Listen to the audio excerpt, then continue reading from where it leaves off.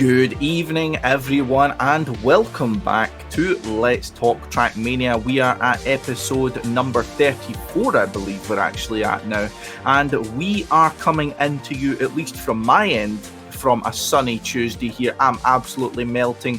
The red on my face is from my screen, no, not from the sun, so no need to, set up a GoFundMe or something like that for me. I'm all well, but I'm joined once again today by the lovely Shorty and Turbo, who are both not nearly looking as red as me. However, it looks like the sun has been reaching all the way over to Germany. But we'll be, of course, talking today about a few subjects which have been gracing our minds and our eyes in the field of Trackmania over the past week, and some subjects which we have failed in our duties to cover. So, enough people have thrown stones, and we're eventually now going to talk about it for want of, lack of bullying anymore. But anyway, we are here today, another Tuesday. It is not the right time. I hope you will forgive us for it. However, I wanted to see England getting beaten, and both of these guys wanted to see England getting beaten. But unfortunately, we're all sad. So the podcast is only going to be about half an hour while we go and cry ourselves to sleep. Anyway, for this week, the topics which we were going to mention, we'll get into within just a quick minute or two. Just a quick note before we get started, though, as a reminder once again that this podcast is, as always, brought to you by the lovely man who you will not be able to see, so I'm not pointing to him, but man Erwin Weber, and on behalf of the team of ESAC.GG. So big thanks as always to Erwin for making it happen. Reminder everyone to check out ESAC.GG for the ongoing and upcoming events. But the first question, and the most important question as always, how are my lovely co-hosts? Turbo is looking a little bit more sunny, although I think that's just because you've actually got your blinds open and Toby's just doing a vampire impression for us. Yeah, look at that. I mean, it's very sunny and Toby's like, outer world, go away. Well, the thing is, you can't really see it, but it's actually raining, and we had a thunderstorm the last half an hour.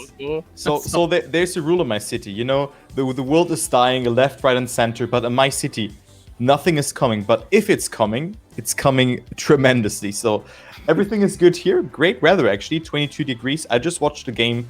Was a pretty boring match, actually, because both teams were pretty even, but England eventually won. Was deserved. And yeah, I'm doing good. I'm looking forward to this Worldcup because it can be very interesting. But however, let's talk about something different. I mean, we have to catch up to the other topics, but I'm doing great, and I hope both of you are doing great as well. I'm surviving. Are you surviving over there, Shorty? Yeah, it's tremendously hot, to be honest, but I mean, I am surviving. In the first time ever in my life, I cleaned something. That's a worrying statement to make. Well, I moved out, recently. So for some reason, my parents never thought, "Hey, man, you're getting a little bit older. Maybe you should start learning how to clean stuff." And but they just didn't care about that. But I finally know how to clean stuff now, and I'm well beyond my duty now. That's the good old generational gap of us blaming parents for not teaching us how to clean things. Yeah, I feel old though. Yeah, you feel old now. And not to worry, we will soon enough get it sorted where Shorty is in a Mickey Mouse t-shirt. However, there is logistical and technical difficulties, it seems to be. However, we have threatened him very severely that if he doesn't have it soon, what was it we said, he'd be banned or something like that? I can't even remember. The thing is, Kai lives I throw that to you. Yeah, he's gonna go to me, and he's gonna what just the punch fuck me in is the that? face. The fruit. What kind? No, it's the fruit. Hold on, show me that again. Show me that again. What is that? I don't know. It looks like an orange that's kind of got a really thick ass. Guys, what is that? Only wrong answers. It looks like the paprika. Only wrong answers. It's a tomato, right? It's khaki. It's called khaki. Khaki, I see. Is this just product placement? What is that in English? Let me check. You're preparing already for khaki? Khaki. That's a... I've never seen that word, actually. Persimmon. Persimmon. Ooh, yeah, wow. Persimmon. Of course. Okay. Now I know what it is. Yeah, learn something new every day. But we're not here just to talk about things which are going to be coming up and what new things we're learning. We are here to talk about things that have been happening and some things to look forward to as well. But I think the first topic, which I think is only fair since we'd always finish a podcast and go, shit, we didn't talk about that. And it is TAS, which has kind of arisen through the release of a tool through Donna Digo. But I gather you guys might be a little bit more familiar with TAS, both being slightly more involved in deal hunting than me and significantly more technically knowledgeable, I would gather, given that all I see is, wow, cool runs, and like videos where it says TAS on them. That's about as far as my knowledge goes. Shorty, you're the one who I know does all the stuff. Have you got any more information for me on what the TES craze has resulted in? I mean, basically, it just resulted in a lot of weird bug slides and other angles. I don't even know what to say. Just nose bug into bug slide into another bug slide into perfectly hitting something with your backs to accelerate you even more. Perfect neo slides on maps where you never thought you would ever neo slide. Bug finishes which are definitely not humanly possible otherwise. Like those kind of tricks on maps you just never thought they would be possible. Mm-hmm. And just, sorry, I did forget to mention actually, for any of those who have not been seeing any of this happening or not familiar with the terminology, TAS or TAS stands for Tool Assisted Speedrun.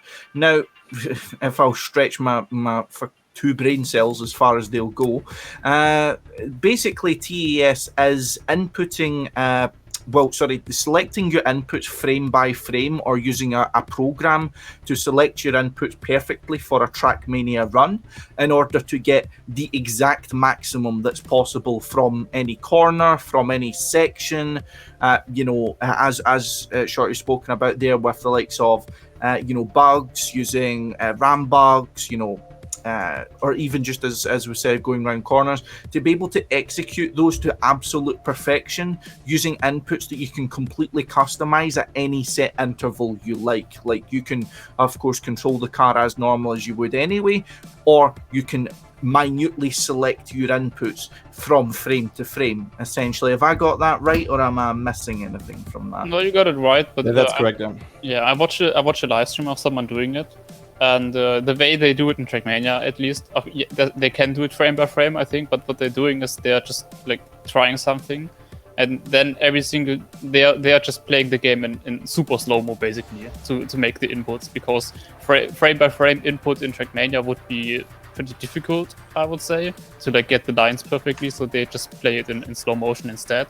And if they're happy with the inputs, they just can save the inputs for that section and then just restart the run, and they are always like speeding up to that section, and then they can then they can play the next part of it in slow mo again, and then they do that basically partly.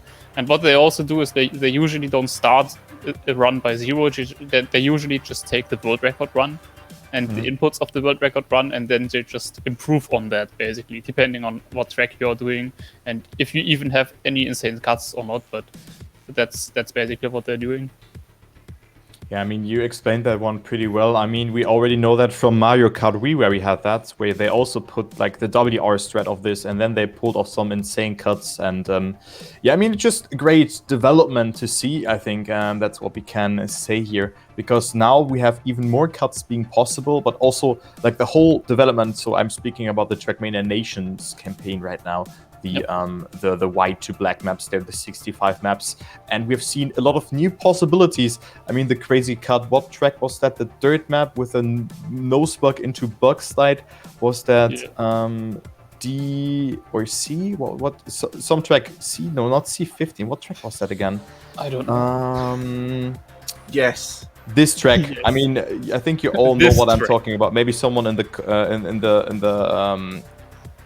the chat knows what track I'm talking about. But I mean, he took the WR start and then just yeeted and brute forced out the nose bug into bug slide. That was absolutely incredible. think that was DO8, if I recall it correctly. DO8 was that, yeah, this track. And I mean, this opens up new opportunities, but of course, this track is very unlikely to happen, unlike other tracks. I mean, if we take a look onto the newest cut that have been found, DO6, and also I think the newest world record that had been beaten. I think yesterday, Jeff has uploaded a video where you have. So firstly, Roland found the cut where this is the full speed map, the 3-lap full speed map, right? Where you jump out of the wall ride, and then you go do that in 2 laps. But the ending, you can cut that as well by just clipping or doing a rambuck on the thing, jump out of the map, and then jump into the finish with a sculpture. So that was very impressive. I think this one was discovered but pulled off, and that's the important thing. People find those things, have ideas, but now the thing is that they can do it with a TAS run, and thus can, potentially say it's possible. Also the same thing with DO3 acrobatic with a bug finish, or with a finish from Roland and also from Heffest. They did it eventually because they knew it was possible. They were discovering it on Plasto Extreme for the first time, but it's just great to see. But I think you can really see the development of the community in this regard. Mm-hmm. I mean, like we kind of give a little bit of an overview of what TAS is and what it's then resulted in, and we have seen some tracks which are not necessarily cutted, but are really attempting to maximize things using new techniques or things that maybe people didn't think possible. I think a perfect example is AO1, when I believe it was Addy. I know it was a player from ESU, I know that much. Maybe LX, someone like that. First discovered that it was faster to do a speed slide not straight after the first drop down, but to do a speed slide before you even reach the straightaway going on to the final turn. Whereas what people would do is they do the zigzag from right down to left on the jump, release a little to make sure they get their wheels down as quick as possible. Then they do that turn as tight as possible, the left-hander onto the straight, and then coming through the checkpoint, you would speed slide from there and then gain your speed through that way. However, rewinding back a bit, going into the left turn, people were it was discovered then speed sliding through that, allowing you to gain more speed through the whole of the track, thus jumping further, thus ending up with a better time that was then taken, I believe, by Trackmania, who seems to be back and running, I suppose, on AO1. Yes. I suppose the less said about that, the better. Yes. But yeah, so that was a good example of how it can be subtle things which are coming in through TAS, which people are realizing, and then people are then using to improve on world records. Of course, these times are not then official and the ones that are used through the TAS. However, through then using TAS to discover little things like this, then people have actually improved on the AO1 record using these new techniques as they've had the TAS to discover if it has then been possible, and so on and so forth. So it's not just, your fancy bug finishes, you're flying through like the map, going some completely other direction, abusing, a kind of niche game mechanic, so to speak. But what I wanted to get your guys' impression of overall, because I mean, don't get me wrong, a lot of the people I spend time around in Trackmania are boomers. They're people who are from the eras gone past of Trackmania. They're players who don't play actively anymore.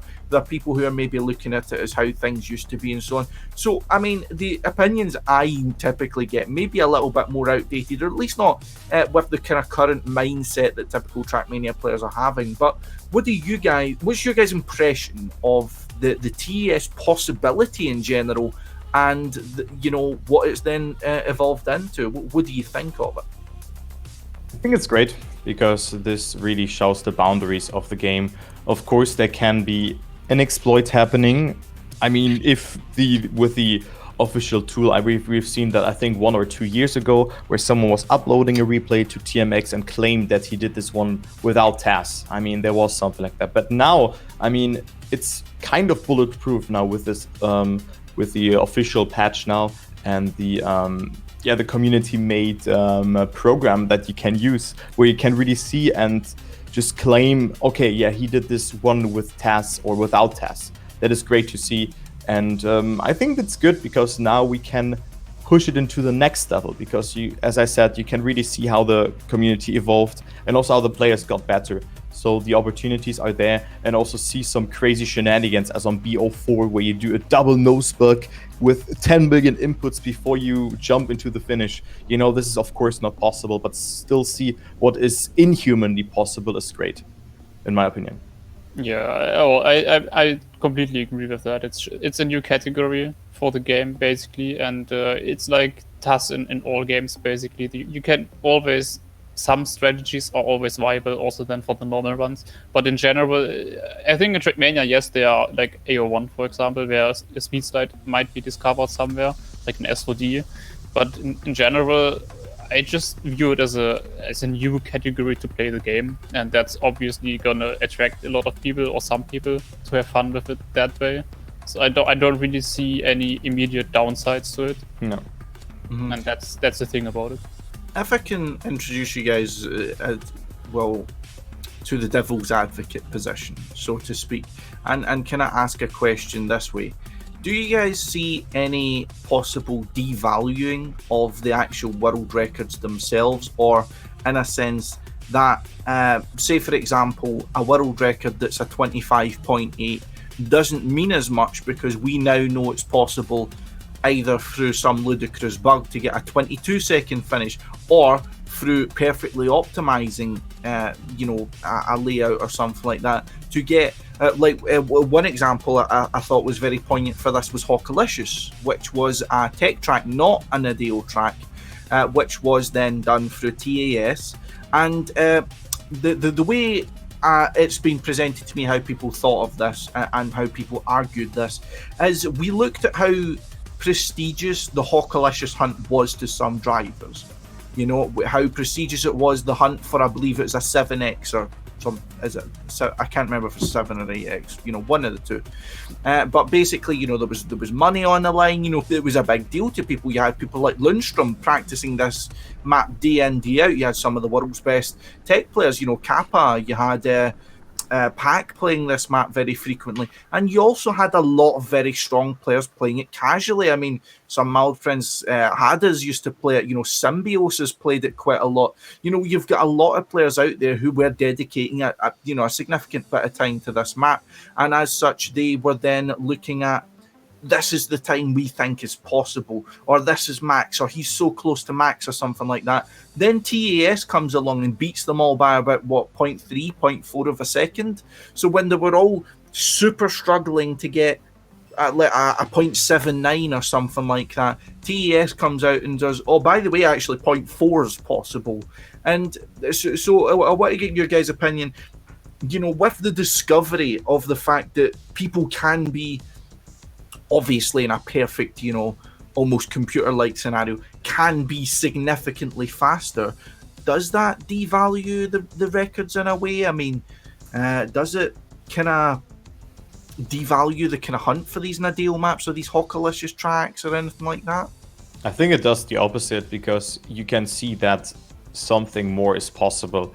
Because I think that a perfect run on Hawkalicious for a human being is, of course, it is possible, but the probability goes to zero. It definitely goes to zero. You have to spend millions upon millions attempts doing that.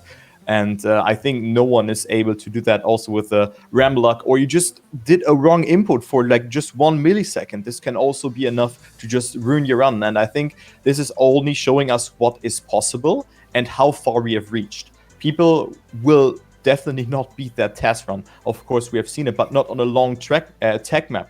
It is great to see with new strategies. I mean, AO1 race. Who would have thought about the stupid speed slide being faster? The first one. They're 2 speed slide now. That is unbelievable. But let's go back to Hawkalicious. I mean, it's very prestigious, but maybe also people can learn from that, picking different lines, maybe adapt to that what people are doing to just yoink the lines, let's say like that. And I think it's just encouraging for them, seeing, okay, there's still 0.2 left on the track. I can still gain there, and maybe they can do a great or a better ending to come closer. So that is not devaluating the run. It is only encouraging for the players and shows them what is possible, because also the leaderboards are, not if he uploads a time, it's not possible. You know, you cannot upload a TAS run. Yeah, you know, the thing is, we always know, and even the pro players themselves, even if you do a perfect run by your books and you're like insanely happy about your what even is the normal record for Hokalicious, I think it's 0.79 or 0.78 or something like that. And even then, you know, yes, there's more possible. And the only thing that TAS basically does is it shows you what is actually possible. It's not like people are, oh wait, what? It's not, my run is not perfect. They know it's not perfect, right? It doesn't really tell them anything new. It just does the opposite, basically. So, like you said, you can just look at the run yourself, and you can even learn from it. And then players can drive even faster times. And I think if you look at other games, for example, a lot of games like Super Mario, whatever, more examples, but basically every single speedrunning game has its TAS community. And I don't think it ever hurt any of those normal games at all. Like, even then, most people are still preferring to hunt normally and speedrun the normal way. And I don't really see why this should be completely different for Trackmania. Mm-hmm. I mean, the only way I personally see it impacting is people might be spending more time now trying to get max in TAS runs instead of actually trying to get max on the track. But, I mean... In the beginning, yeah. Yeah, I think it's... The important thing to say to people who are coming from that standpoint is to recognise that TAS is not a person. It's not a person driving these runs. So it's not as if, like, here would be the comparison. It's not like when at the old Trackmania Tech LAN events where, you know, you would think the world records on the Gamers Assembly or the old Tech World Championship maps were really strong, and then the offline hunters, Tween and Kappa, would come along and take every world record. It's not like that where Tween and Kappa have came along and beaten Hokalicious by 0.4 of a second. It's not like that. It's not a person who has done that run. It's essentially an accumulation of what one person has thought is a perfect run. I mean, without taking the technical aspect of it, it's as if you were to tell any one person who knows what they're doing and on the style, show me a perfect run, you know, and without them actually having to drive it themselves, so to speak. So, yeah, that's the kind of perspective I take from it. You know, I don't really take much stock into hunting old kind of Nadal maps anyway, personally, but that's just me. But yeah, I think TAS has definitely provided us a little bit of entertainment over the last few months in terms of, like, you know, you're going through a map and you're like, this doesn't look like anything special. And bam, you know, he flies away into like some other part of the track. You know, he's already in the finish. You know, he's, I don't know, bugged onto some completely different part of the track, and you have no idea what's going on. So yeah, it's given us a little bit of entertainment, and I suppose that it's been a good thing as long as there is no negatives that can leak into the rest of the game. There's no possibility of these records being interpreted as, you know, actual player-driven records and so on and so forth. But that kind of concluded my thoughts, at the very least, on the TAS kind of side of things. Do you guys think there's anything else really worth mentioning about it? Maybe one thing. I mean, we all were probably thinking, what if? You know, the question, how does a perfect run look? And, you know, now we have the answer. Of course, it's still humanly done, and you also brute force it out. But now we have crazy shenanigans with Eurobugs, with all those things, you know. Of course, there's still some of improvement. It can be done on the tracks, but it's just cool to see that you see all those crazy shenanigans being done, and you just click on the video and be like, okay, what is coming now? And you just get surprised by that. Like, there were plenty of maps where I was like, oh my god, what is happening? And that is just great. I like that, and also gives people maybe motivation to hunt a maybe realistic cut. So I like it. It's good. Mm-hmm. Yeah, for sure. It's been very interesting to see. As I said, I mean, a lot of kind of YouTube content there that has actually been really kind of bizarre to see. Exposure for the game, also good. People coming into the game, maybe. That's but the wrong game. No, not joking. Just Boomer.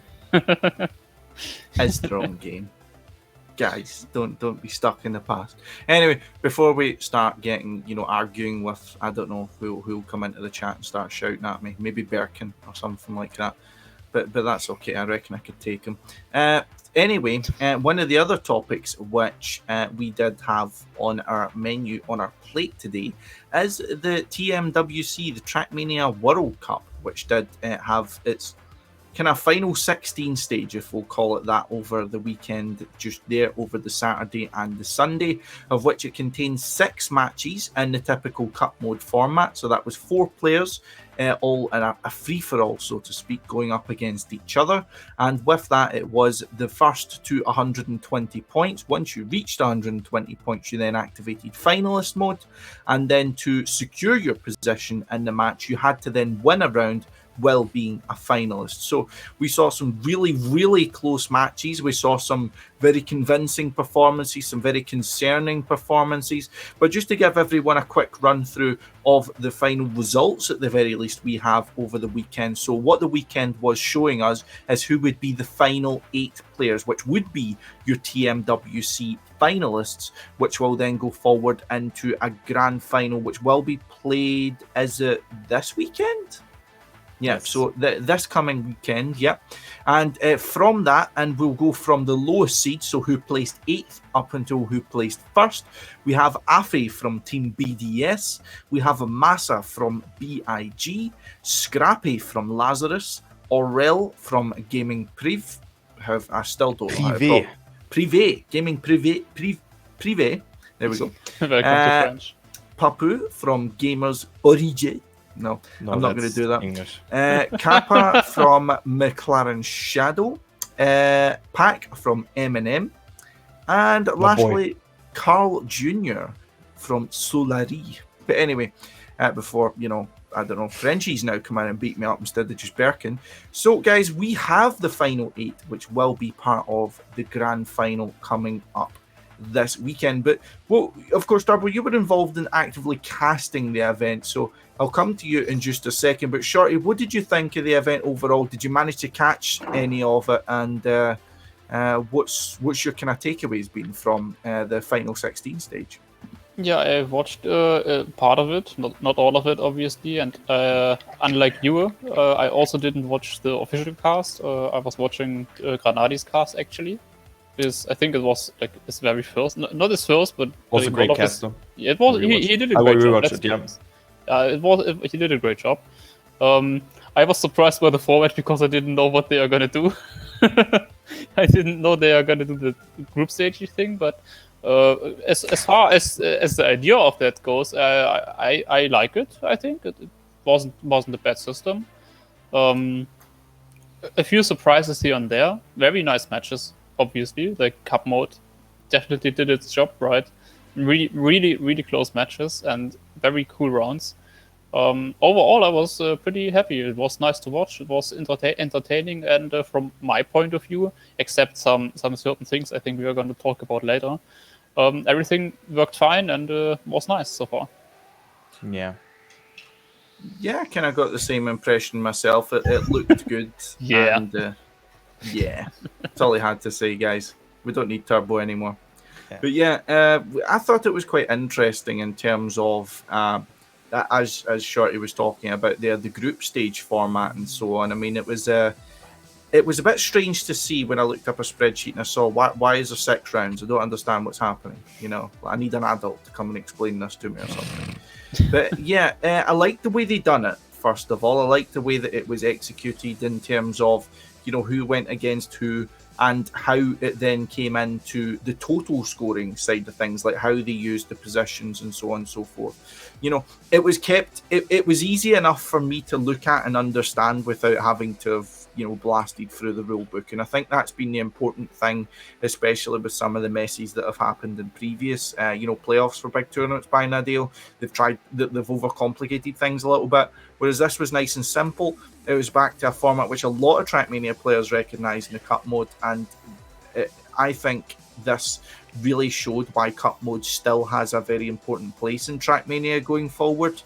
I know whether that's merited more than the other, of course, as a discussion we can have at some point. But casting it himself, was Mr. LuckersTurbo over here, and I gather he has a lot more to say about it than just yeah. I mean, matches were really, really, really close. Let's take the first match. Muda, Scrappy, Pack, and Papu. That was already, I think, maybe the closest match coming up. And I think what is, of course, still bad that there are people who cannot win points. So how this system works, I'm quickly explaining that to you because we had 6 matches and each player played 6 matches according to their seeding. So, for example, Carl Jr. had the top seed. He didn't play against one of the top 4 players. So he didn't play against Aurel, against Gwen, and also not against Pack. So that was safe for him because he just did the best. He qualified first. He also won both World Cups, so that is fine. And then the seeding went on accordingly. The top 8 were the players that were qualifying either from the TMGL playoffs in the top 2, and the other 5 with the most points accumulated in the fall season and the winter season. So this was the top 8. Then the bottom 8 from the seeding now, of course, played against the top 8, against 2 players from the top 8 spot for the first 4 matches, okay? And they played eventually against Carl Jr. But, I mean, it's complicated. You kind of understand it when you watched it, so I'm not going to go into the explanation.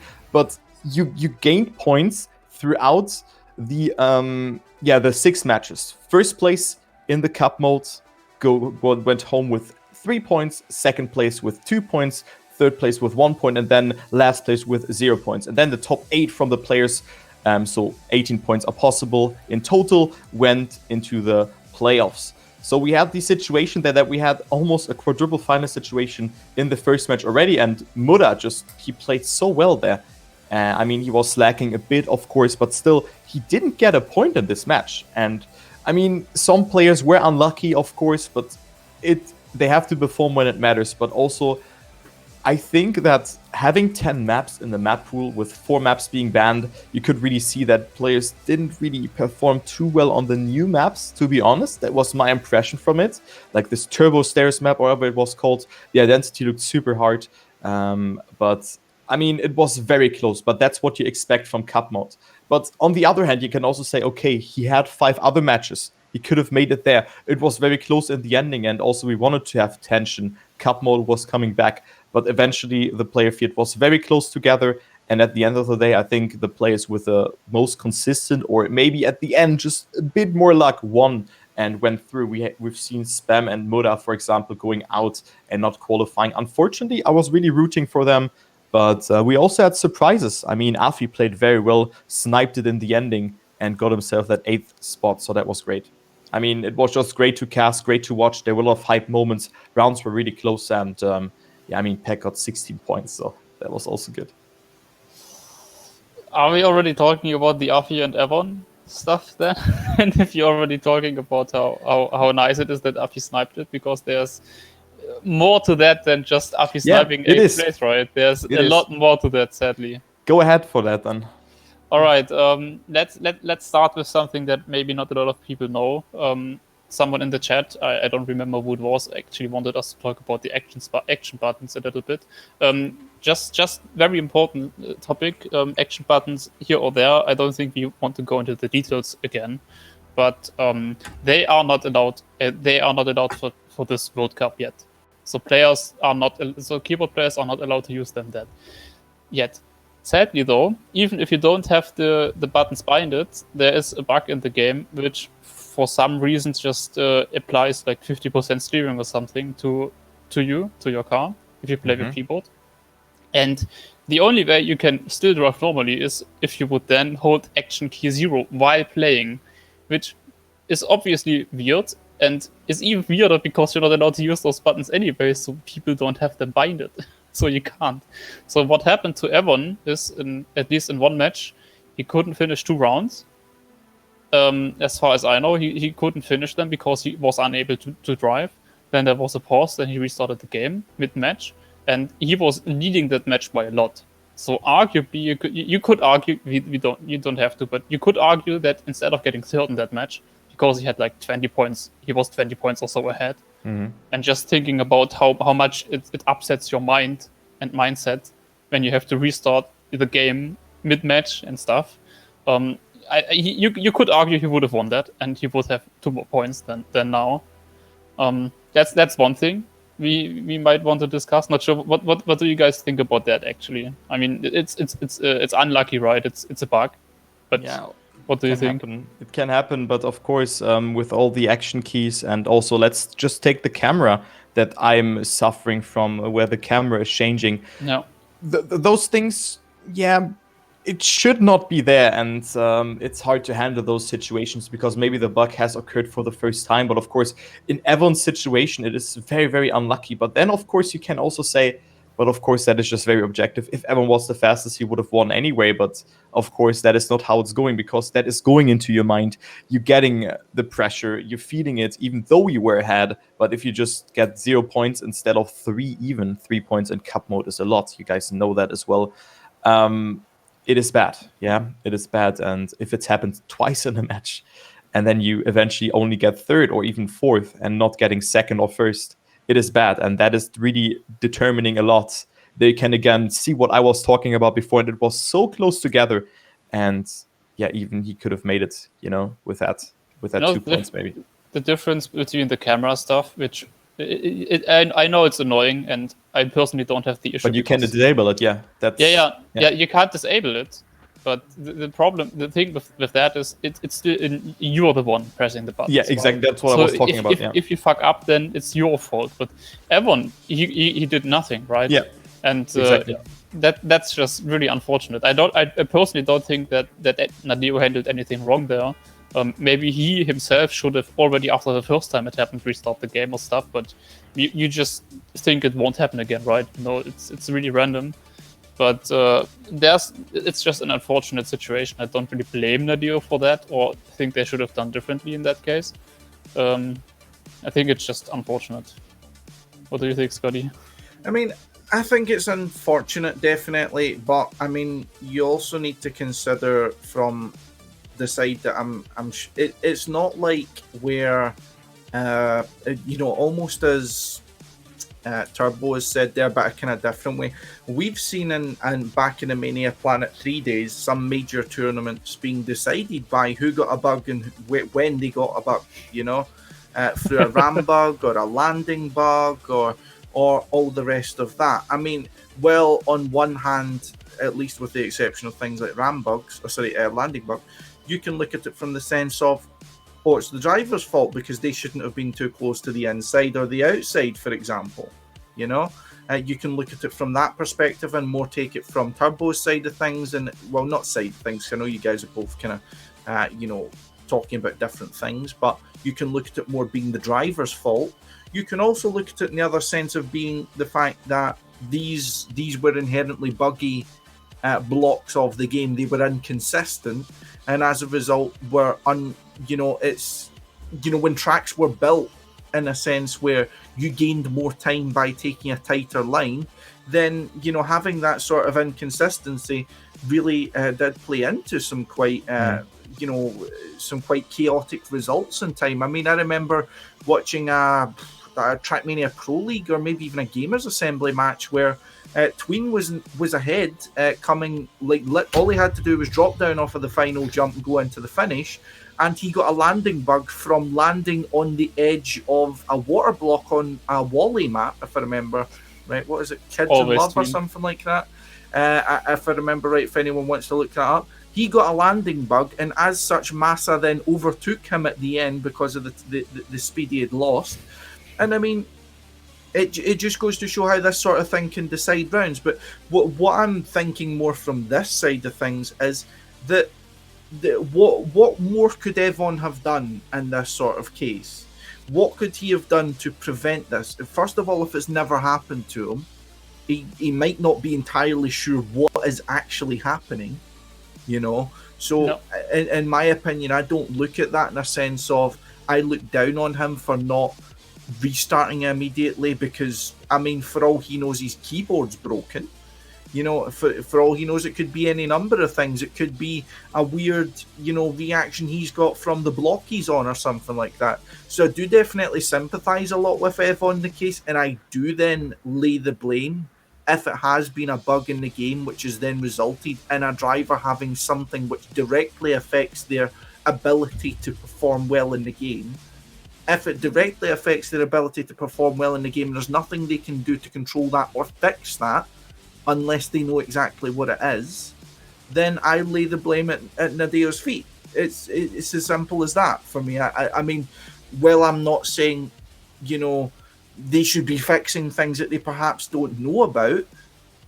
The fact that it exists in the first place is, I don't see who else I could point to for that, to be honest. It's just an unfortunate consequence of, a bug appearing which had not been found before or was not properly investigated before or something like that. But I mean, no one else controls what's in the game.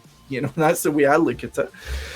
In a sense, not that this is, a motion to then start playing the blame game or anything like that, but I just especially feel sorry for Ev on that kind of case, not only from the sense of that's lost points and it can play with your mental state, but also when we're talking about a tournament which can be very map dependent, when you have a player, I mean, we look back to the qualifiers for the last chance qualifier for Trackmania Grand League, and we saw how Evon was getting a massive amount of points on reversing, and he has then specialised on this map, and then coming to this map in a TMWC match, and for example, he then loses rounds on that map, and that's one of his best maps, and then he needs to go onto a map that he knows he's not as good at.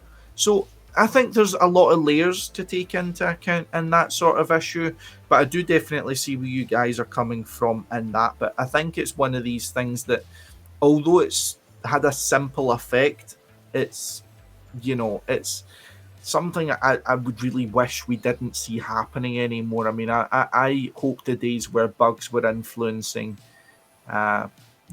people's tournaments, in some cases people's matches were gone, but I mean, maybe that's just wishful thinking.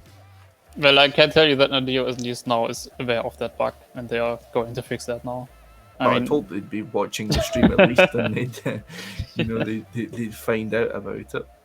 So my take from that is that no game is perfect. Of course, bugs can still happen, and they can happen in the most unfortunate ways. It's just how you recover from them, and it can get really into your head. But also, like, non-bug related things, like a break on the match, or just maybe your internet or something like that. This can also play a role, and we had that a lot of times where just the internet from a player didn't work. I mean, Evan was also, I think he missed on last winter 2020. He missed, I think, the first step, even though he was fully trained on that.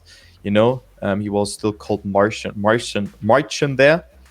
This name, that was his name before, and then he did a name change. But still, there are a lot of things that can go wrong, and we also had a lot of breaks in the Trackmania Worldcup. I mean, that's just a take that I can have here by maybe transitioning to the other topic, because that can also get into your mind. If you had a good start, maybe you were able to deliver the momentum into the next round, and eventually you get out of the zone again.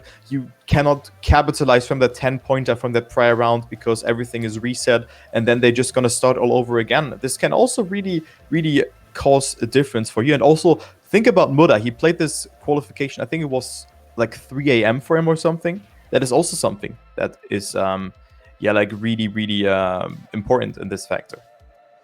Yeah, I mean, it's something which I don't even remember if it was still even this podcast or it was back in I don't even know, the good old days of the ESAC podcast, or even some times I've done it with Eirik, where we were talking about the initial qualifiers for Trackmania Grand League and how it's meant to be a global league, but there was no representation or no opportunity for representation for people who were essentially from anywhere else but the middle of the world, as in if you're to look at a globe, I mean, you've got a globe sitting there right behind you, and to go down essentially from Europe all the way down through Africa, through a singular group of time zones or a range of time zones, you're the only people who's realistically going to be able to be properly prepared for this sort of tournament.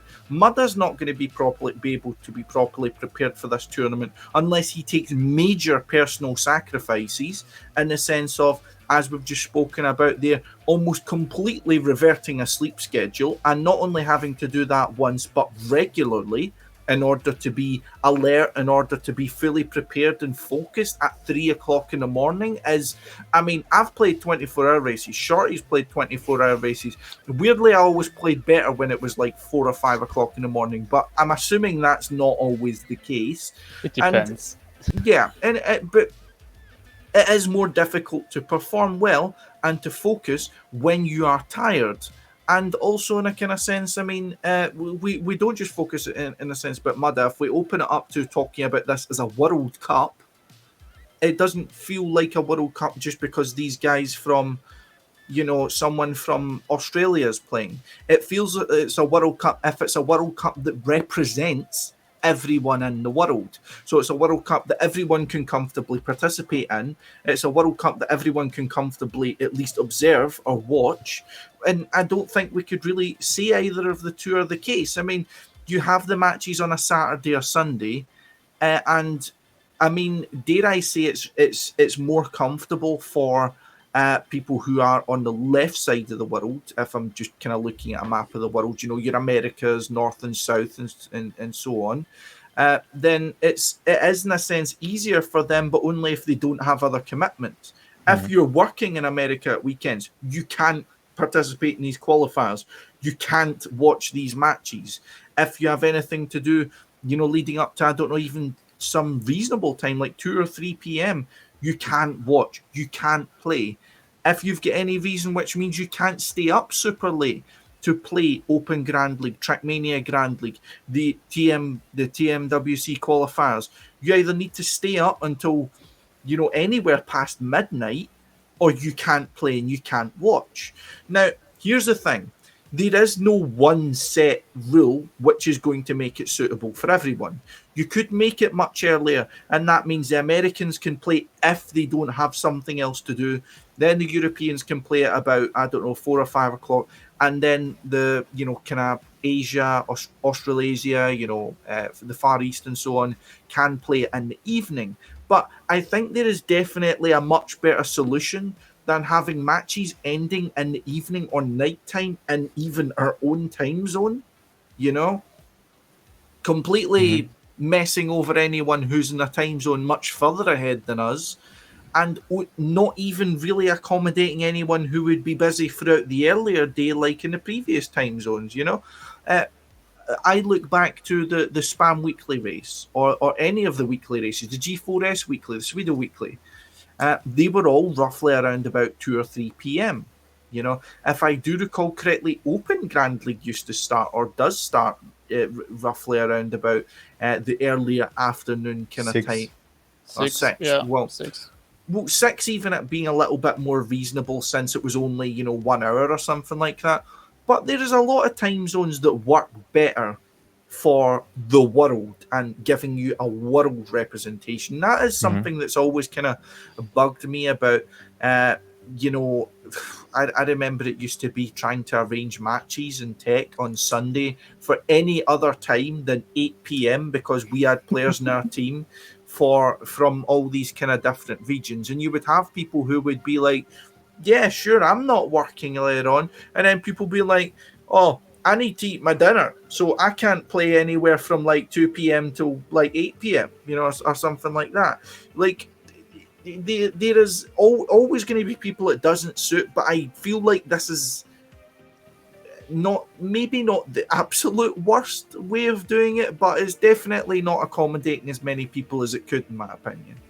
But yeah, of course, there are also people who have to work on weekends or have night shifts or something. Of course, that is still less compared to the players who, like, if you talk about you work from Monday to Friday, some people, of course, have night shifts, but not all of them, and it's also hard to find a suitable like reason for that. I mean, if you know that the tournament is there and you find that important, then you just take your time. But of course, for Muda, it's late for us even if we play at 8 or 9 p.m. You know, that's already late. And then think about him, like playing at it's like 3 a.m., 4 a.m., 5 a.m. in the morning. That must be torture. I couldn't do that. And so kudos to Muda for even doing that, because I couldn't do that. But of course, he has also adapted a bit to that because as you said, the community is based in Europe. But again, what is the perfect solution for that?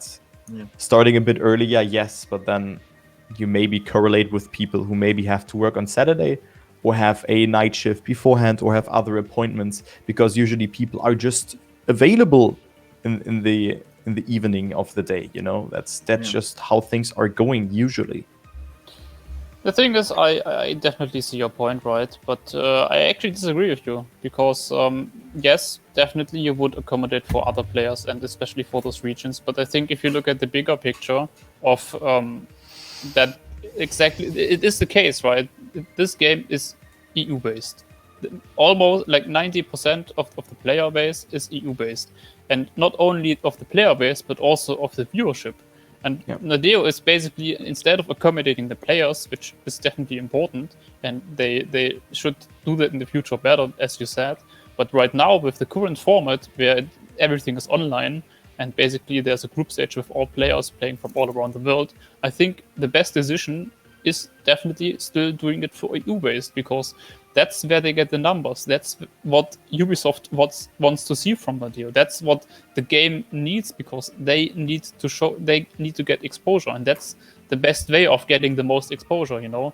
Even though it's sad for players like Mada that he has a shit time schedule for that, and even though a lot of players in America, I know the scene exists and I know there are good players there, but the numbers there are just so small compared to EU. It doesn't make sense to accommodate a schedule which then would lead to maybe 30 or 20% less viewers instead. I totally agree with you, right? But it just doesn't really make sense right now.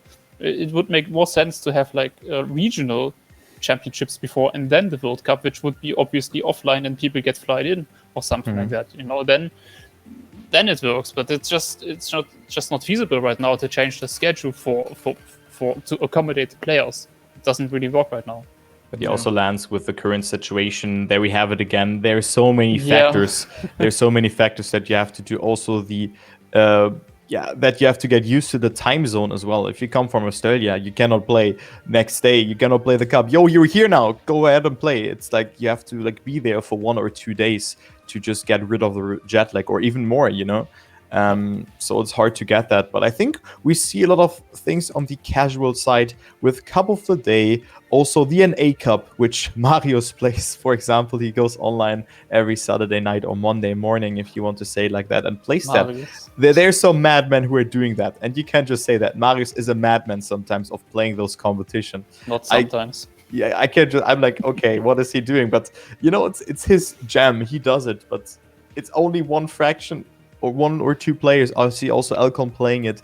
But, you know, people adapt to that. But we see a lot of, things also with Cup of the Days, that there will maybe be 3 Cup of the Days now, which is great, because then also maybe there can be a development and maybe more regional championship, because maybe people find themselves in the spot where they can actually find themselves in a maybe more competitive environment. Because if you go into Div number 1, it's competitive, you know.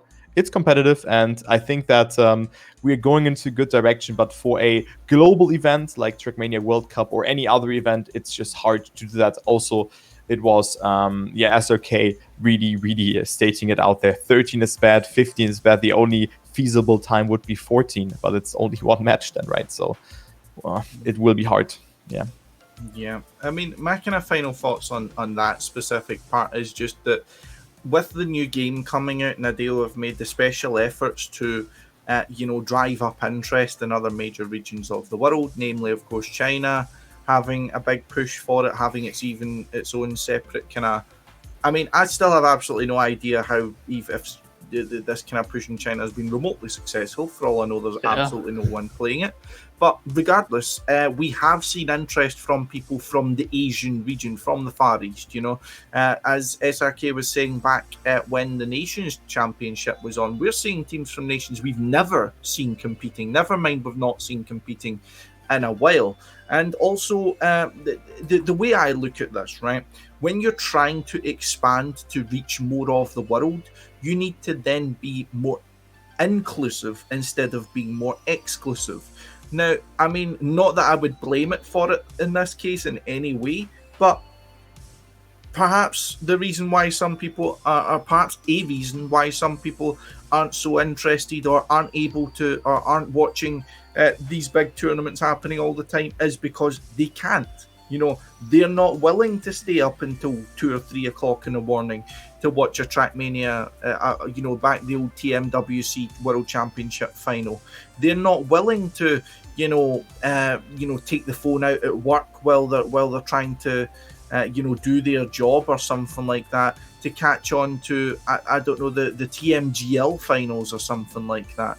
So I think the being more suitable for everyone is the way forward if we want to extend our eyesight to any further than EU.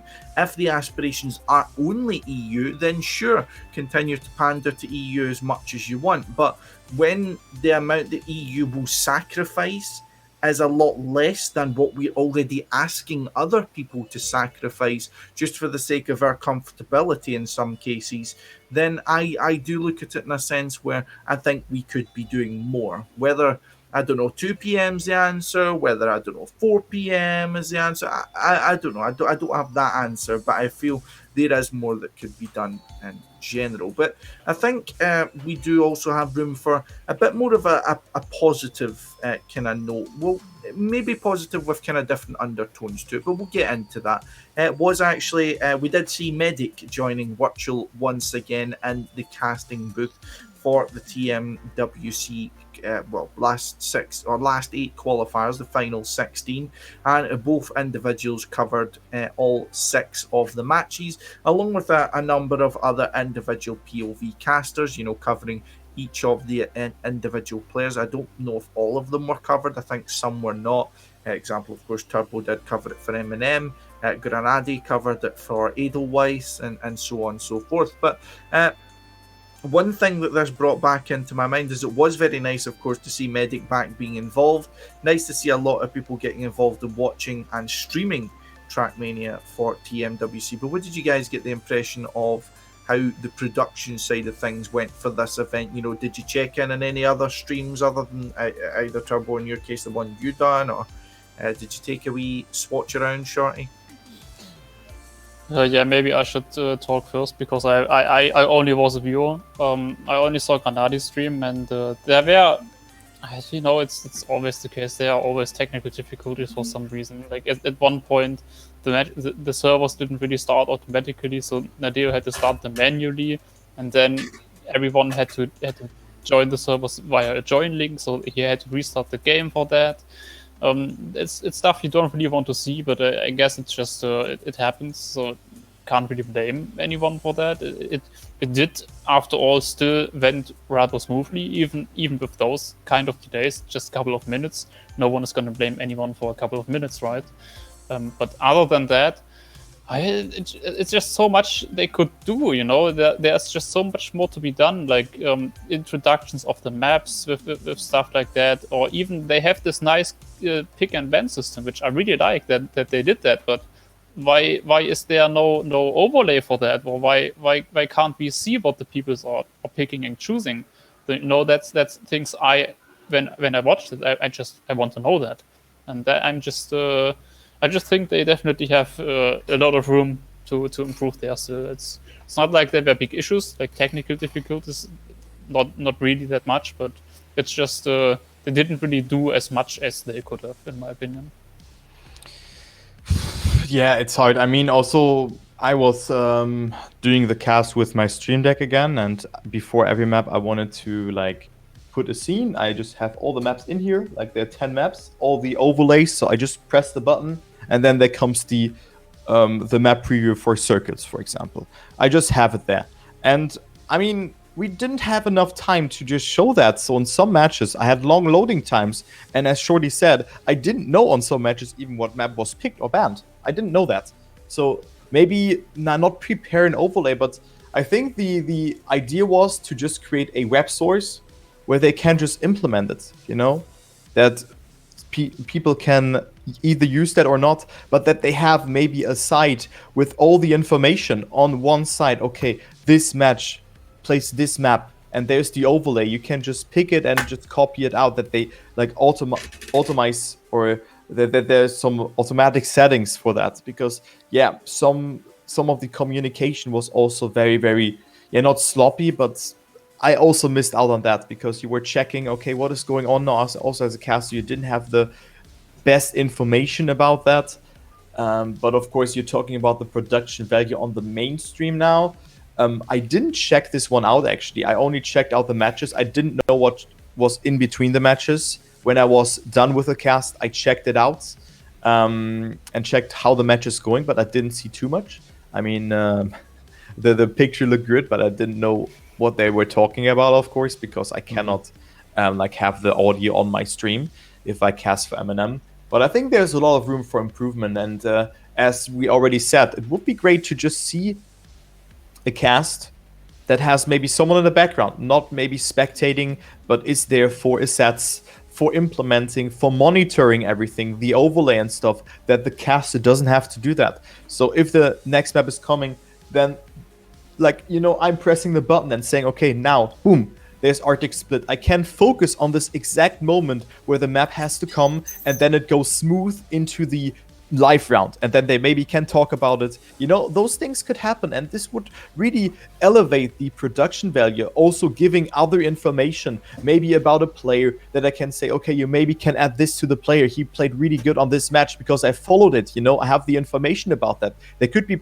people just gathering all the information for not only making the cast more, not maybe better, but also visualize it better, that everyone knows what is going on. That would be my idea for the future, and maybe we see a tournament with that maybe in the near future again, where someone is just stating out or just doing those things in the background, just searching out the information, preparing the assets, that the streamer or the caster doesn't have to do everything. Because it is really hard, guys. It is really hard to just do the maps, change the overlay, also look on trackmania.io for the map and everything like that. It is super hard, and it is all those things that you don't see in the background, but you want to do it, of course, as professional as possible, that you guys don't see it.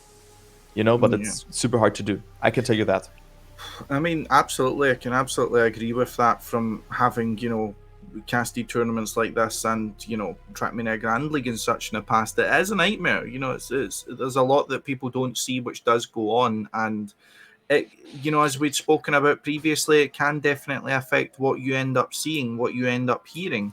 And in terms of the main cast, it was a good cast, as you would expect from, Nadil providing some assets, from having Virtual involved, who's of course a great streamer, and having Medic, who's an extremely tenured caster.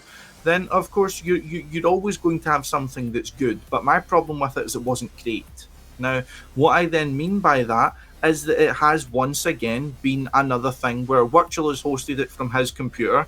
He had technical difficulties of his own. I think his camera kept shutting off or something like that, which then, of course, me looking at that just purely from a viewer standpoint thinks, that's not very good, whatever, but that's only if I'm looking at it quite cynically. Like, shit happens, my camera, I mean, I've been doing podcasts and I've just fucking flew my camera onto my desk and you've not been able to see me. I've thrown my fucking bottle down, or I've dropped my phone. Shorty threw his phone away. You know what I mean? Like, we have cases my bed where isn't made. No, his bed isn't made. We have cases where shit happens. Shit happens and it doesn't look as nice. I mean, although in the podcast setting it's not as serious. We laugh about it and all such. But when you're in when you're the official cast of such a major tournament, the standards really do need to be set high. And I don't look at Wurtzel saying, "Oh yeah, you should make sure your camera's sorted or something." Like, no, nothing like that. I more put it in the sense that he shouldn't have been responsible for everything that was happening. He shouldn't have been the person who's having to click all these buttons to make sure, oh wait, his camera's down, and he needs to panic because he needs to put it on a screen where only Medic's talking, and then only Medic's on the screen, and then he needs to throw it to him, like, audibly, so Medic knows that he needs to fill, so to speak, while Wurtzel's sorting out all the stuff on his end. And then you have the things that Wurtzel just simply cannot include because he needs to talk at the same time. He can't then pull up the leaderboard, fully interpret the leaderboard while he's talking, pick out amazing performances, pick out, all the different information about the map bands. You can't do that while you're talking and trying to engage with someone in a conversation. It just doesn't work. I mean, I'll give you guys an example. Back when we done the From Zero to Hero cast, it was myself, it was Kappa, and it was Eirik. Eirik's only role in that cast was to come in between maps and give us information about the statistics and that kind of side of things, because I wasn't going to be able to do it, and Kappa wasn't going to be able to do it. However, it added something to that broadcast. Because we had that information coming to us, we could then digest it, talk about it, bring it to everyone and present it. We had some. Now, Eirik was involved in a kind of minor sense of the broadcast, mostly talking a little bit about some of the storylines which came in, and I think it's great that they used him in that kind of sense. But again, it shouldn't be up to someone kind of volunteering out of their own want for a better production value for this thing to happen in the first place. I don't know the ins and outs of any agreement they might have had with Eirik, but if I can get my gripe of the stream over, we are done with, especially for major tournaments, we are done with the day where the producer and the caster and the observer were the same person. We're done with it. It's not good enough anymore. It's not good enough anymore if you want to have a top level. If you want to have, a well-run event, that is something you now need to consider, because sure, it didn't go as smoothly as it could have been. Now, I'm not saying Wurtzel done a bad job. I'm saying that if it went perfectly, it would have been noticeably different. There wouldn't have been as many mistakes. Of course, mistakes happen. Mistakes are natural. I made mistakes when I was doing the same job when I'm casting. I'm sure Turbo's done the exact same on his end, but we weren't the ones responsible for the main focal point of this tournament. We weren't the ones with thousands and thousands of viewers watching us. We weren't, like, when someone sends the Trackmania Grand League or Track TMWC video to someone, it's not my video they're going to see. It's Wurtzel and Medic they're going to see. It's Wurtzel and Medic's issues that they're going to see. And I think a lot of the issues that they were having need to be taken out of their hands so that they can thrive in the roles that they've been given. Now, I find myself, just talking about the same things that we ended up talking about last week or whenever it was we were last on podcast. But I hear now that they are going to be flying Wurtzel and Medic out to a location in Paris. I don't think any of the players are getting flown out there, but I don't know if it's then going to be changed up, that they will just simply have some sort of location that they're sitting at and then casting from, and then you're going to have the proper production value that would be great. Yeah, an event deserves. And I certainly hope so. I hope that if that is the case, that we don't get some sort of ludicrous mess that happened for the rest of the casters, as what happened in the last in the Trackmania playoffs that happened at the Lyon Esports, where it was just everyone else got a deafened version of the French stream, so it's going to be a fancy system that's set up and all the rest of that. As long as the production value is going to take a step up, then of course it's a good move. Although if it does take a step up, I'm going to be the first one asking why there wasn't more measures taken to ensure that this one's production value is high. Because, I mean, it's not that I'd harp on about the resources, but you can't say it wasn't possible when you're literally flying out 2 people to France for this sort of thing, Yeah, flights aren't cheap. Accommodation isn't cheap. Zerator will be able to tell you that from having to fly everyone out for freaking ZRT Cup. But yeah, I think it's So in general, will they done a good job? I think that, as I said, the era of where this was acceptable is now past. A lot of people were satisfied with it. A lot of people were happy with it. But as I said before, realizing that we as ESAC could set the standard higher is a joke. That should never be happening. You should never have in terms of scale and in terms of resource, you should never have an event which is on a significantly lower scale, putting on an equal to or better production value than a top your showpiece event. It would never happen in any other esports whatsoever, and it should never happen here. So that's my kind of 2 cents about that. But you guys said you didn't manage to catch any of the actual mainstream or anything like that. But what do you guys think about that kind of? My rant. We have to move on. I mean, if Trackmania wants to be a top tier esport game, and I think Trackmania has the aspiration, I think that's a good word for that, to just becoming that, I think we have to move on. And I also offer myself here with that to just help out the mainstream, because it is impossible to do that. So mistakes happen. I mean, just from the simplest mistake of not enabling your microphone when you just did something, or just not disabling a scene, but things like that can happen. And I mean, we also have a production behind that, and we don't have to worry about anything, and that is great, and that's what the caster should be about. It's the same with football, for example.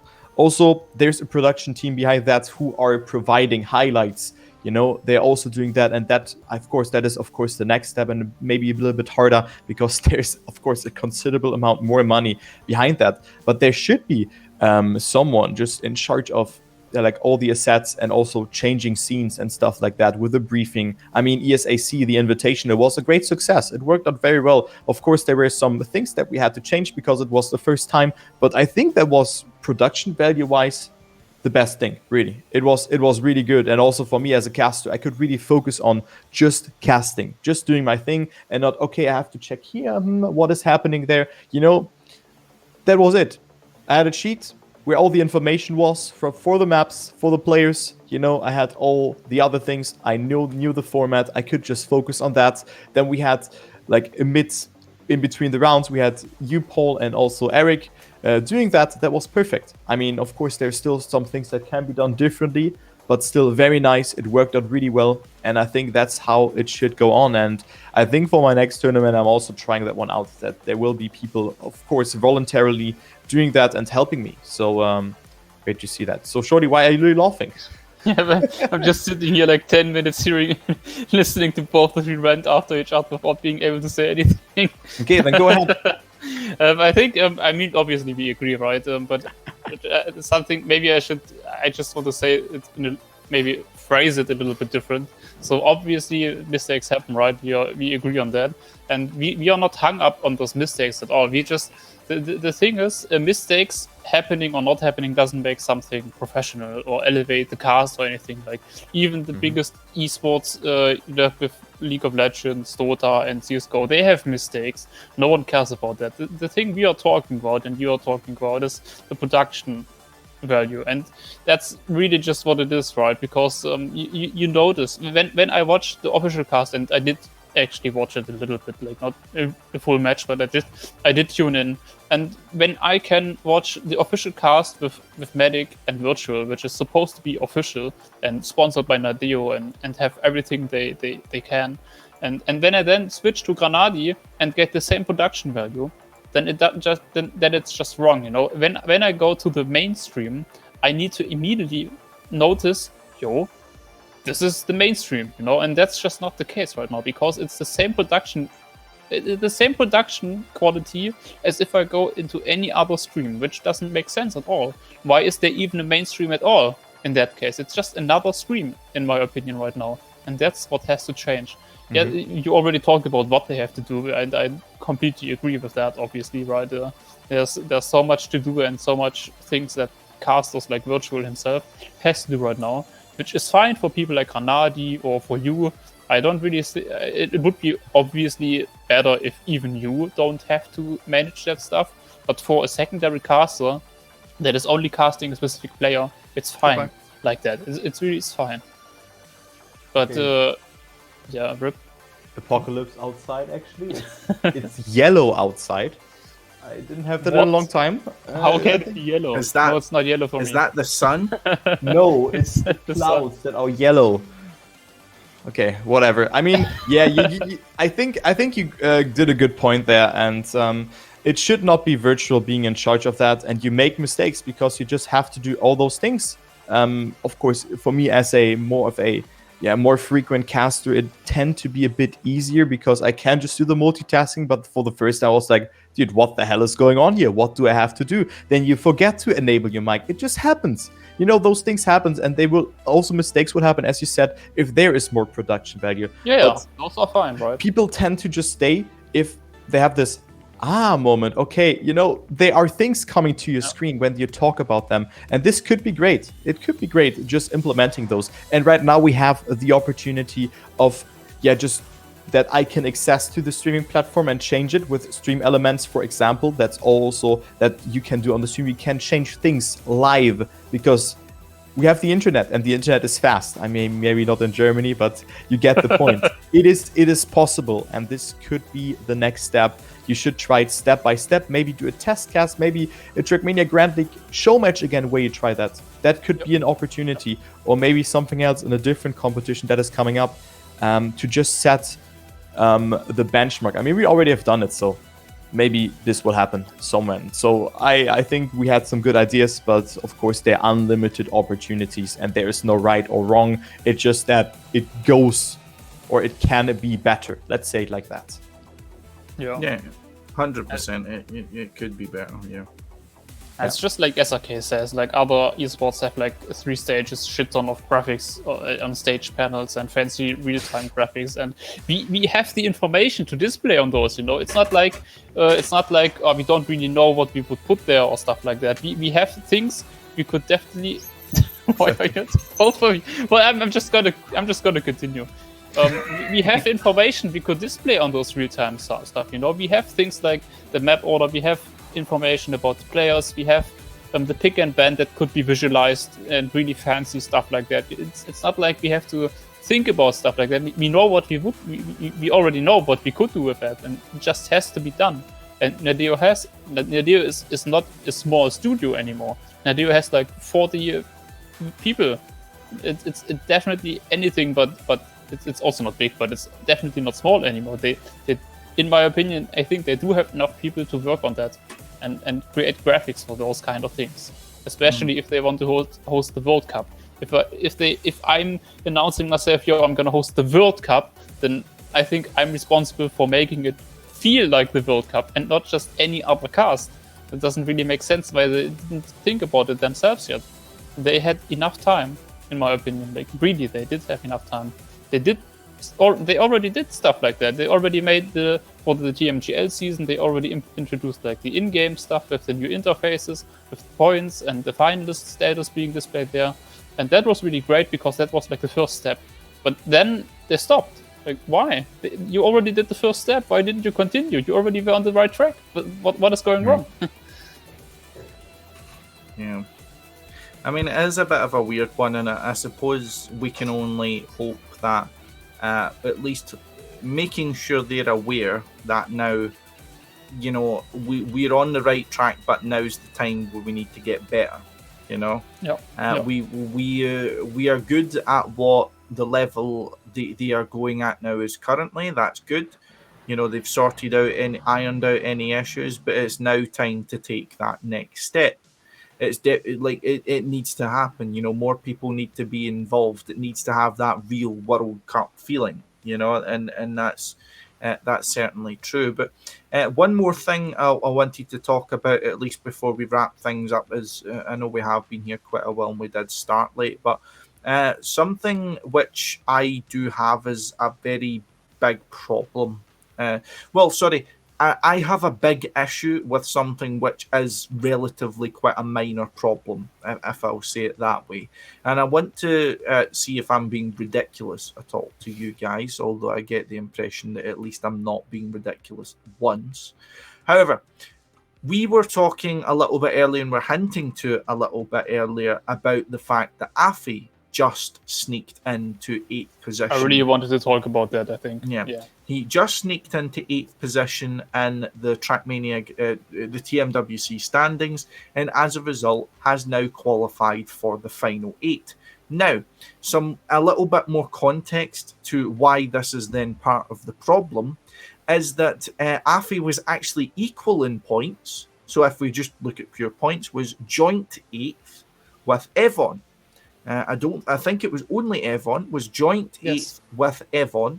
Evon also had 8 points. However, Evon was 9th and was then no longer going to be qualifying for the TMWC final 8. Now, where it then comes into being a problem, because of course, as with any situation which is dealing with points which do not have a conclusive result to then show, as in like a finalist, first, second, and third in a cup mode match, and these sort of in this tournament, in any tournament of this kind of sort that deals with, shall we say, like a league board or something like that, there will be tiebreakers. It's the same in football. Say you'll have amount of goals scored or your goal difference as being a tiebreaker.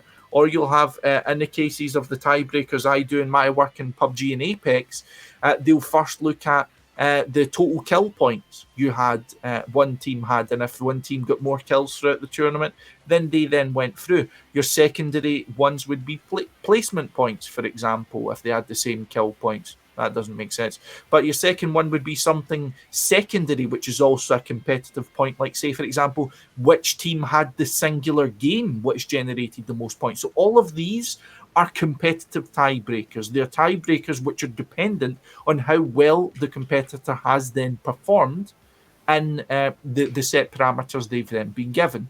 However, the very first tiebreaker, the most important tiebreaker that there is in Trackmania Grand League, the TMWC, to determine who gets through to the top 8, and it was then used to decide who would get through out of Afi and Evon in the first case. I will explain a little bit more.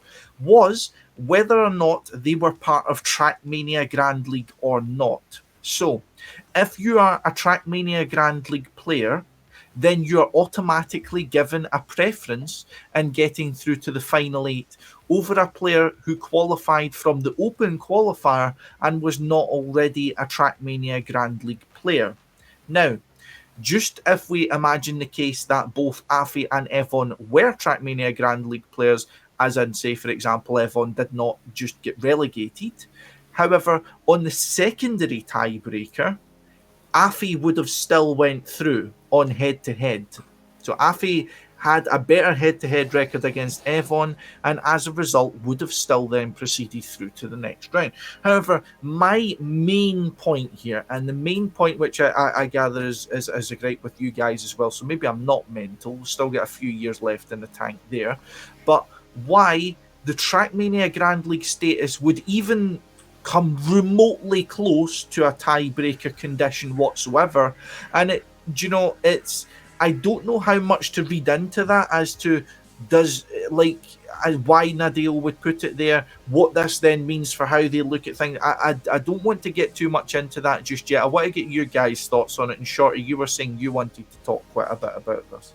Yeah, so basically I really wanted to talk about it because I also hosted a couple of tournaments myself, and obviously I participated in many tournaments myself, and I also participated in tournaments that used the same system that this World Cup used for the qualification.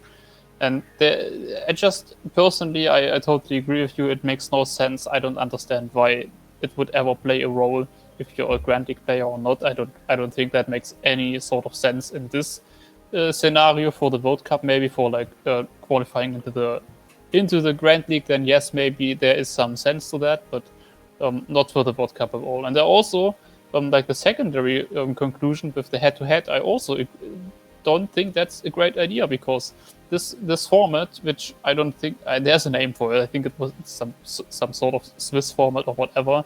But this format is actually able to calculate how well you did proportional to what kind of players you faced against. So basically there's a way to calculate how well you did considering what kind of opponents you had. And that's, in my opinion, something they should have used instead, because even head-to-head, it's just one match, right?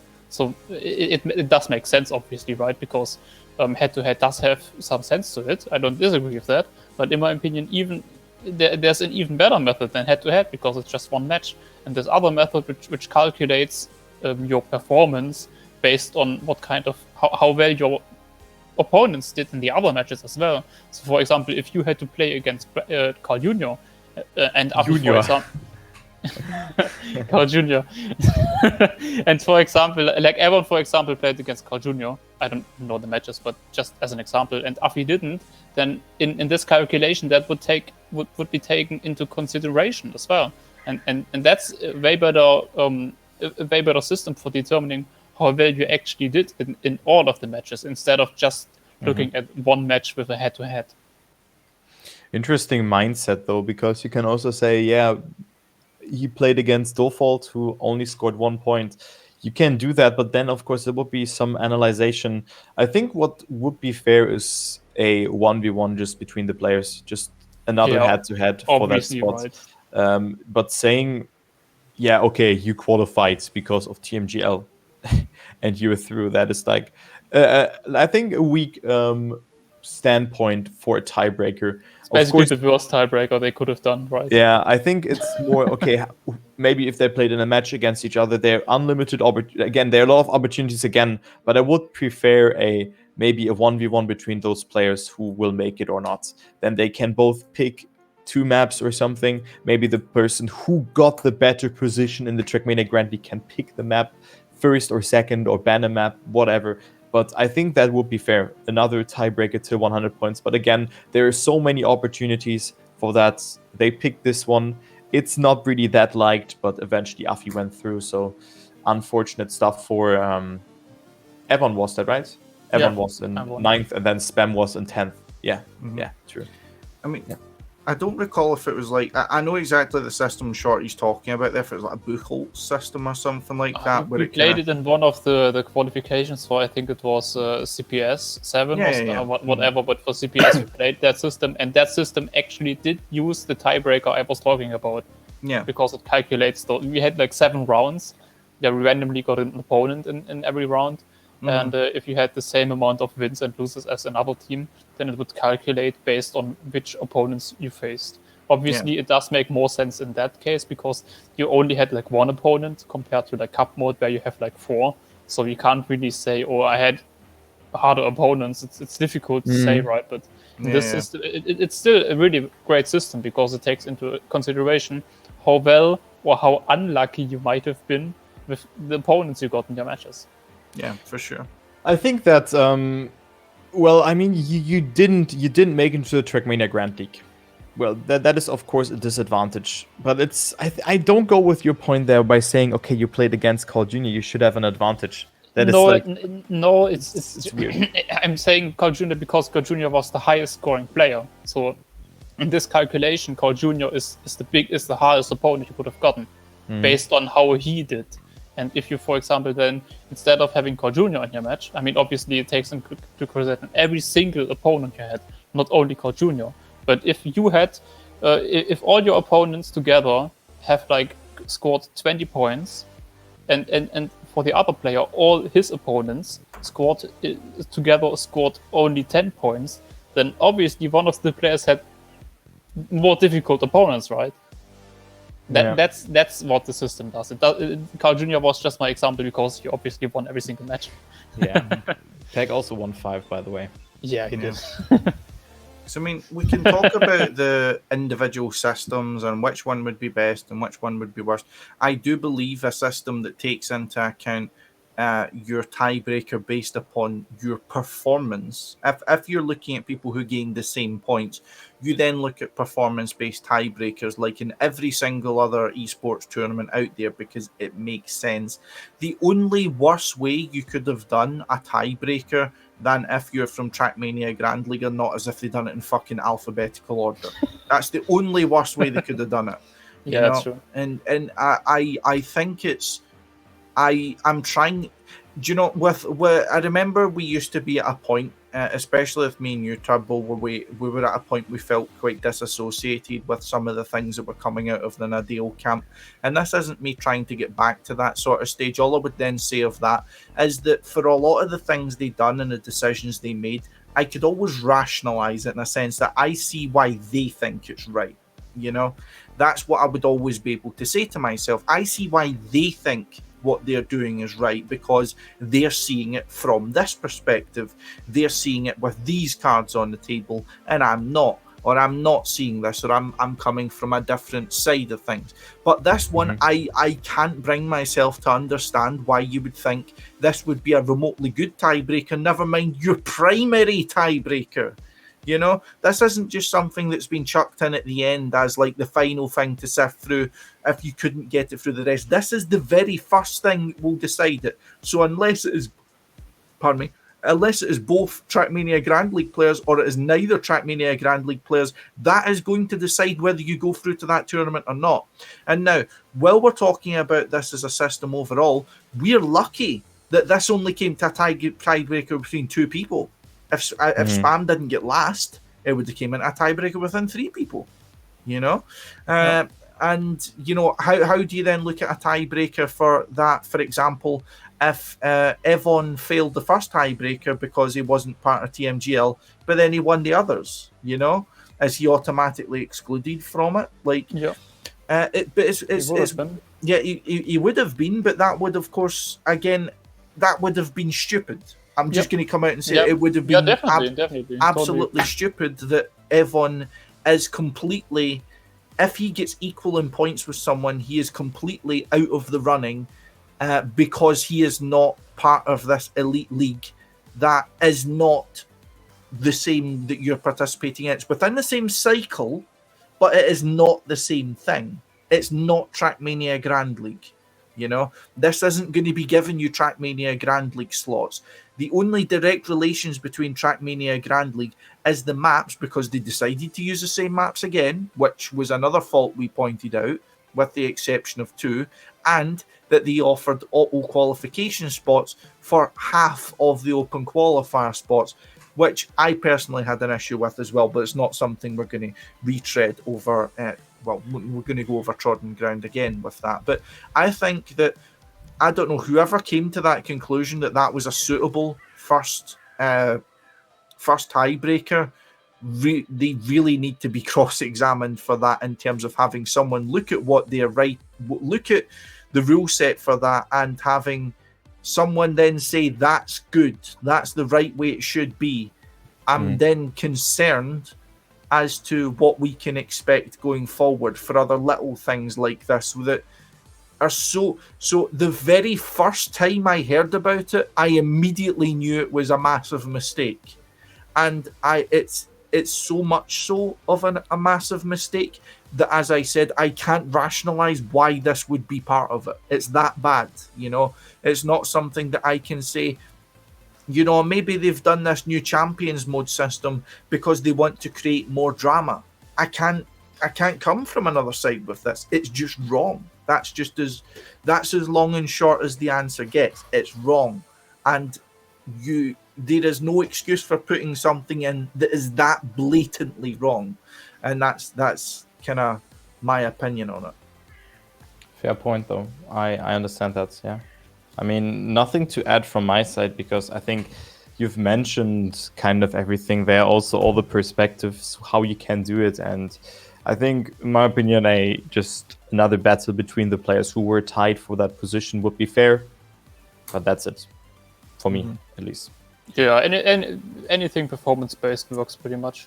Let's be honest. Like in the end, it's still marginally.